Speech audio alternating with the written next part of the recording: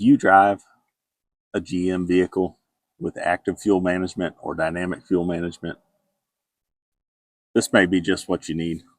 This is an AFM DFM Disabler from ELFREE. They were nice enough to send this one to me for free to test out and make this video. And at its essence, it's just a simple plug and play device. It's going to plug right into your OBD2 port underneath the dash. And then you fire up the car and that's it. It's working. And what it's doing is it's sending a signal to your vehicle's computer that the conditions are not right for it to engage the active fuel management program, where it is actively shutting down cylinders. Which again, a lot of people are worried about active fuel management shortening the life of their GM engines. Prior to 2007, engines like the 5.3 liter that are in this Suburban were pretty much considered bulletproof, and they don't have that reputation anymore.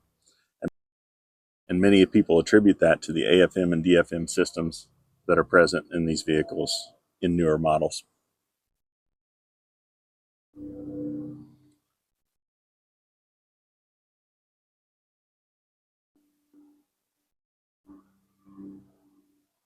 So again, you won't find a simpler install. It's simply find your OBD2 port down here, plug it in, and you're good to go. This is a very, very tiny amount of draw as far as any kind of electricity, so you don't have to worry about leaving it plugged in all the time. And it's not permanent. So if you go to sell the vehicle, you're taking it in for service and you don't want this plugged in, it doesn't void your warranty or anything like that. But if there's any reason you don't want it on there anymore, you simply unplug it and it's done. No expensive ECU tuning or anything like that.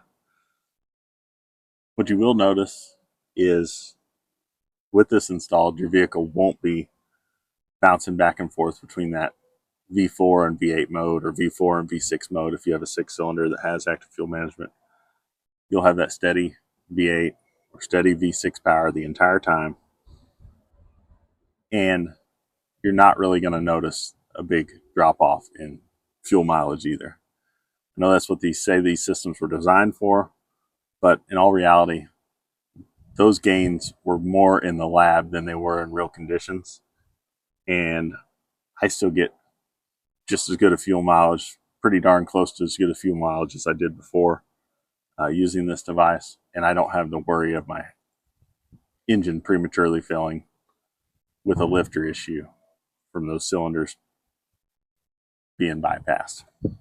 So you have a GM vehicle with active fuel management, dynamic fuel management, you want a little peace of mind, help extend the life of that engine, I would absolutely check out a device like this one from ELFREE and give it a try. Tell me what you think.